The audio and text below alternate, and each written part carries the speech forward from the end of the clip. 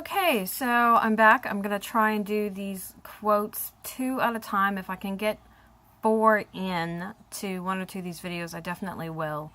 But I also don't want to push the life of my battery and my phone and my screen time too much because I don't want to stop in the middle of doing one. So we'll start with 2 and see where we're at. All right, so the 2 quotes I have to for you right now are from Snow White and Sleeping Beauty. And like I said, I'll do a few tips and just by the ways for while I'm lettering. Pardon the background noise, my kids are playing. So here we go. And I'm using a Papermate Ink Joy gel pen, a 0.7 millimeter. This is my preferred size. I do suggest a gel pen when you're doing this kind of lettering because the ink flows out easier and it doesn't leave indentations on the paper as a ballpoint would. All right, here we go.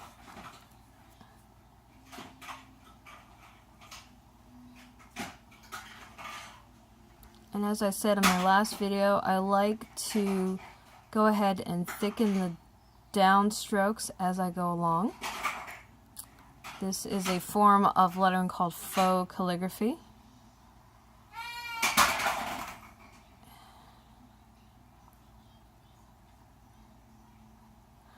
And the reason I do it as I go along is that it's just easier for me to make sure I thicken the right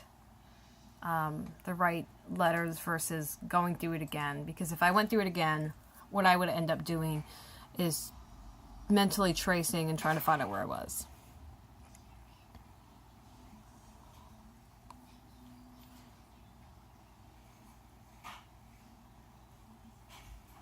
And as I've said, and I'll repeat some of these things each video, just because I don't know which one you're going to watch.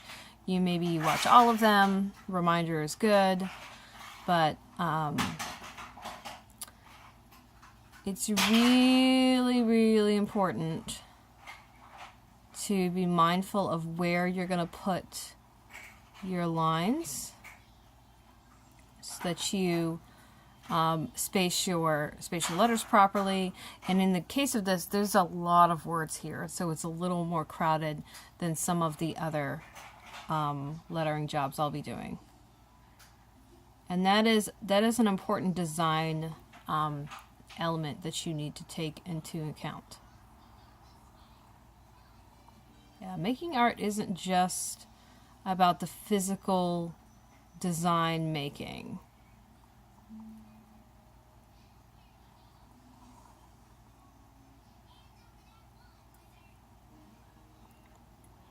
And I would say of the skills involved in lettering, the hardest one for me was and still is spacing.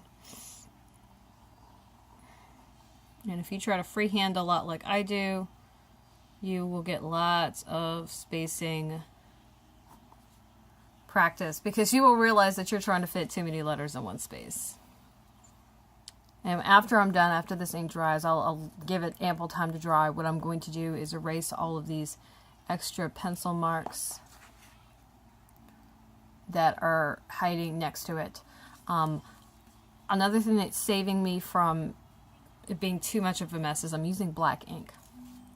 And if you want to not worry about pencil lines, but you definitely want to trace through, I highly suggest you use black or some very, very dark color of ink where the pencil is not going to show up. Because if I were to use yellow, orange, or a pink, or maybe a light blue, you'd be able to see these pencil lines, and of course once they're inked over, you can't do anything about them. And it's fun to be consistent about where you put your thickened lines, but you can also experiment and put them on different sides. On this one, because of the closeness of the W and the H, I put it on this side. On this one, it's on the other side. So there's not really a right or wrong, it's just a matter of your style and what you would like to do.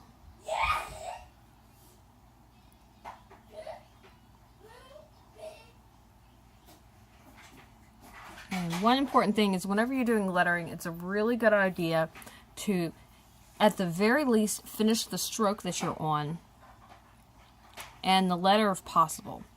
Because what happens if I were to stop here, there would be this little bubble of ink right there. Because that's just what tends to happen.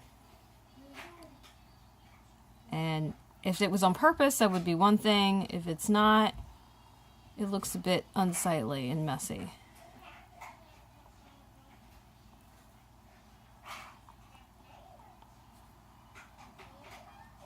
And I like to do my dots and T-crossings at the end, because then I know how much space I have.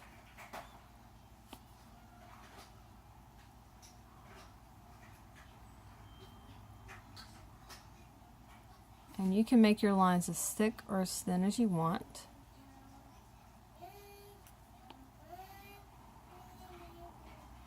I try to make them on the thinner side, but again, it depends on your spacing and the style that you're going for. And with lettering, always experiment. Try new things, see what you like. You won't know what you like until you try it.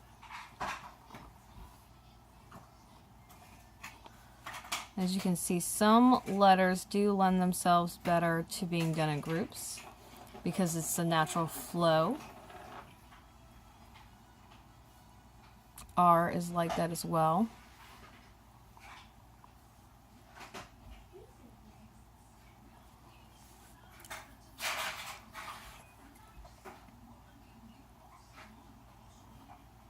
And I'm not to the point where I'm doing flourishes yet, but that is one of the skills on my to-do list. I love the look of a flourish. It's really easy to do a flourish in a way that just doesn't look very good to me. So how you can see there, that was an O and an R. And again, you see these letters are really close together, so I'm definitely going to put the thickening on the other side.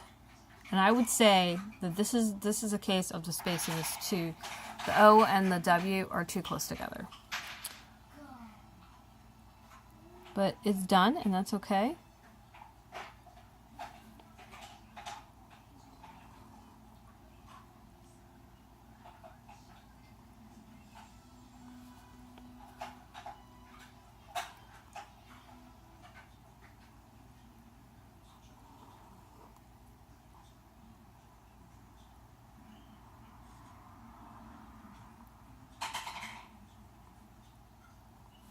Alright, and I won't make you watch me do the name, it's boring. So now we have this one from Sleeping Beauty. This is, focus. There we go, Once Upon a Dream. So I tried to stick with noticeable song quotes from each of them. Merida from Brave is the only one that didn't get one. But I did find what I feel is a memorable enough statement.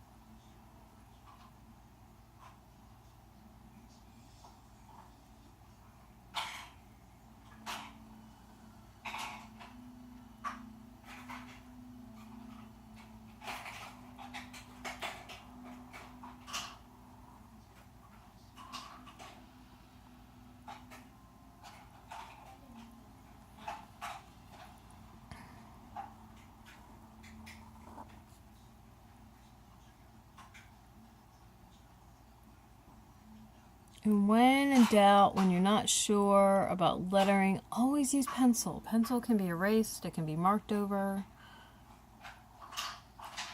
And it's a lot more forgiving than pen is.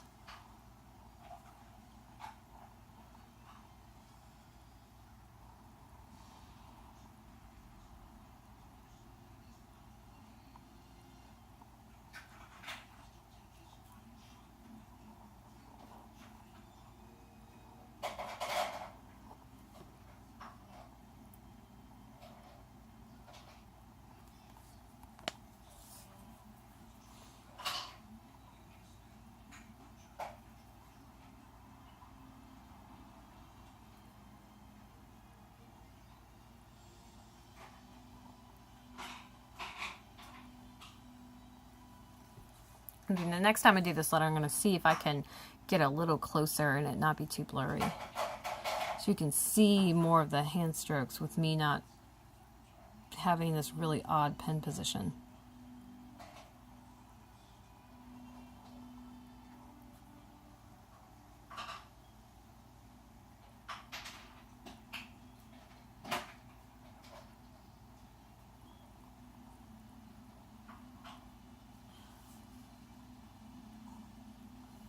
I haven't decided what I'm going to do with these videos yet. If I'm going to make them only for Patreon, if I'm going to early release them. I feel like everybody can benefit from watching this, but I do want those of you who are patrons to get dibs on good stuff.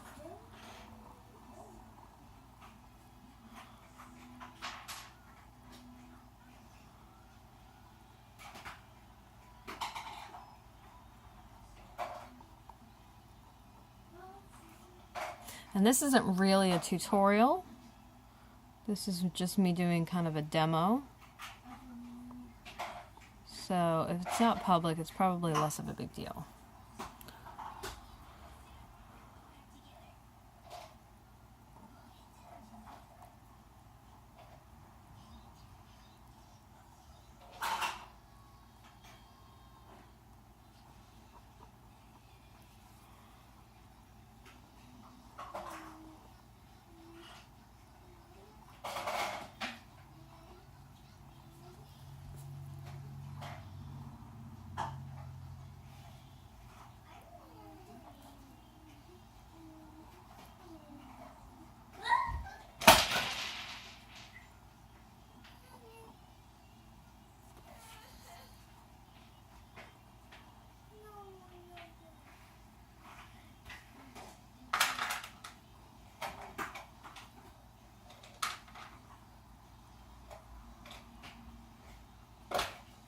And there you have it. You've got Once Upon a Dream and Whistle While You Work. I appreciate you tuning in. I'm going to go ahead and give my phone a break right now and be back with 2 more quotes. We'll have 6 of these videos total, so bear with me. And I hope that you enjoy them.